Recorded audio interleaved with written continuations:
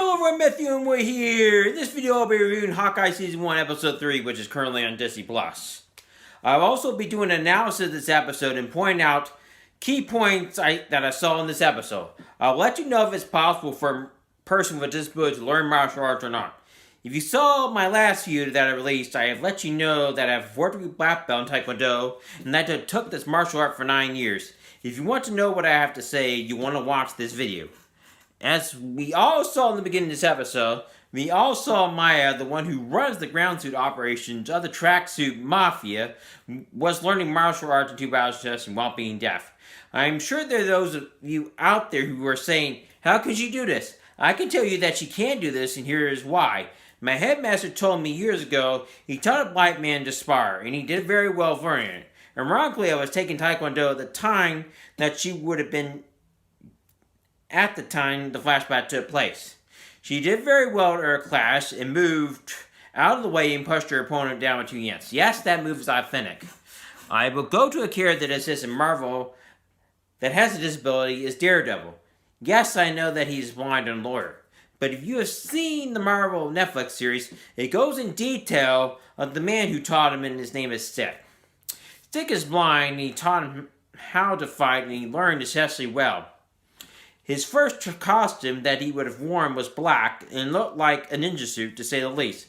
Black is a very discreet color and does not stick out, especially if you're operating at night like Daredevil did.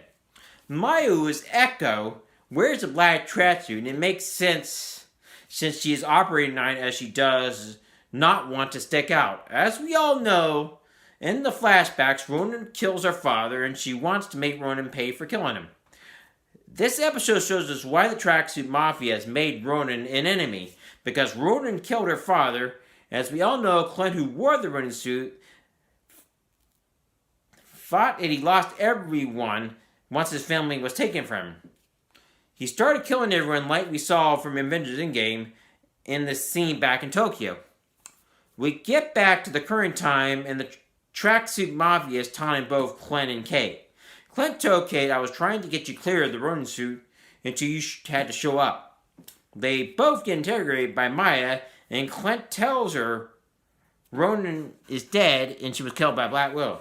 Maya tells him that is convenient to say the least, since the person that killed him is dead. Why do I think it is important to mention Black Widow is the situation here is very similar to the first Avengers movie.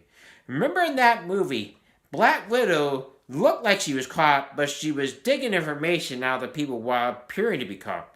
Clint is doing the same thing and breaks himself out. She and Clint were both shield agents before they were part of the Avengers. Clint shows us again how good of a fighter he is, and he breaks him and Kate out of there. They take a car and Clint wants Kate to drive. Kate says, I do not know how to drive. As we know, Clint had his hearing aid crushed by Maya, and he cannot hear Kate that well or at all. He told her, I am not breaking a window to a classic car like a 1972 Challenger. They get out of there, and we see the trick goers that Hawkeye has. Clint says, not that one. Kate, like in the trailer, don't have to say definitely like that. As we know, like in the trailer, she fires the explosive arrow, and the car blows up. Kate says, holy shit, there are 4 more arrows dangerous than that one? There's a comedic scene where we see the pointed arrow go on the cars chasing them. We also see an arrow which has Pym on it, which means Hawkeye got Pym to give him an arrow with Pym particles in it, as it grew an explosive arrow that blows stuff up, to say the least. Kate was wondering what the plunger arrow was for, but it allowed them to escape, and they got in the subway car. Clint tells her, you're right, you are one of the world's greatest archers. Kate tells him, we need to get the dog out of the apartment, as it is not good for him to get cooped up an apartment like that. And Clint says the same thing while hearing Kate. Another piece of comedy in this episode. They get the dog to the restaurant, and they both agree to check out the tracksuit mafia in the Bishop security database. Excuse me. Before they agreed to check out the tracksuit mafia, Kate was telling Clint, I know how to fix your branding issue, like I mentioned in my last review. Kate tells him, we can have you wear a flashy costume. The costume was the traditional one that Clint wore before Marvel changed it. I know there are those that are upset he did not wear the traditional suit. Remember, like Black Widow, they both worked for S.H.I.E.L.D. before they were Avengers, and S.H.I.E.L.D. being a covert agency didn't want Clint Black Widow to stick out. Since S.H.I.E.L.D. is like the CIA, they wouldn't want their agents to stick out but hide in plain sight. He tells Kate that it was not his job to stick out. His wife would divorce him if he wore a costume like that, and that he is not a role model. Kate tells him, you are wrong, you are. Kate wants to figure out the connection to Jap being a possible suspect to Amon's murder. No, they do not go to the company. They go to her family's penthouse, which has been in their family for a long time. Kate figured it would be more discreet, to say the least, to check the company computers there. The episode ends on a cliffhanger again. I give this episode a 10 out of 10, as I thought it was very well done and true to the comics. I've been impressed of how good this series has been so far. I like the fact that we saw Maya training we went back to 2000.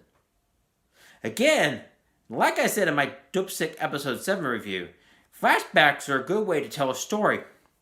I like the fact it does not tell the story simply, and we are left guessing. This is good storytelling if you want to know. If you enjoyed this video, please like and subscribe to my channel.